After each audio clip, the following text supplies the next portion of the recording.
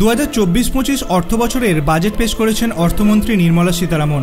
দেশীয় উৎপাদন বাড়াতে বাজেটে অনেক বড় ঘোষণা করা হয়েছে। এই বাজেট থেকে স্পষ্ট হয়ে গেছে যে সরকার মেড ইন ইন্ডিয়া উদ্যোগকে এগিয়ে নিয়ে যেতে চাইছে। বাজেটে মোবাইল যন্ত্রাংশ, চার্জার ইত্যাদির উপর আমদানি শুল্ক কমিয়ে 15% আনা হয়েছে।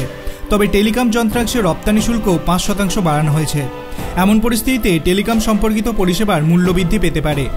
বাজেটে অর্থমন্ত্রী বলেছেন, দেশীয় টেলিকম শিল্পের উন্নয়নে মাদারবোর্ড অর্থাৎ প্রিন্টেড সার্কিট বোর্ডের আমদানি শুল্ক 5% বাড়ানো হয়েছে।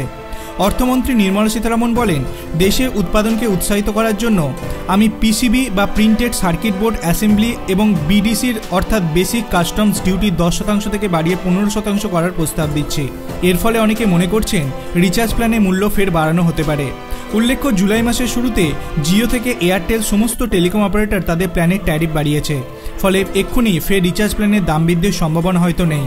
এদিকে অর্থমন্ত্রী লিথিয়াম, তামা, কোবাল্টের মতো 25টি খনিজ ও পারমাণবিক শক্তি, পুনর্নবীকরণযোগ্য শক্তি, মহাকাশ, প্রতিরক্ষা, টেলিকম এবং হাইটেক ইলেকট্রনিক্সের মতো খাতের জন্য গুরুত্বপূর্ণ সেগুলি সম্পূর্ণরূপে ছাড় দেওয়ার প্রস্তাব করেছেন। এগুলির ওপর কাস্টমস ডিউটিও আরোপ করা হবে। আপনার কি মনে হয়, টেলিকম প্ল্যানের দাম কি আবার বৃদ্ধি পেতে পারে এই বাজেটের পর? আপনার অভিমত আপনি কমেন্ট সেকশনে জানাতে পারেন। ভিডিওটি ভালো লাগলে লাইক করবেন, চ্যানেলটিকে সাবস্ক্রাইব করতে ভুলবেন না। ধন্যবাদ।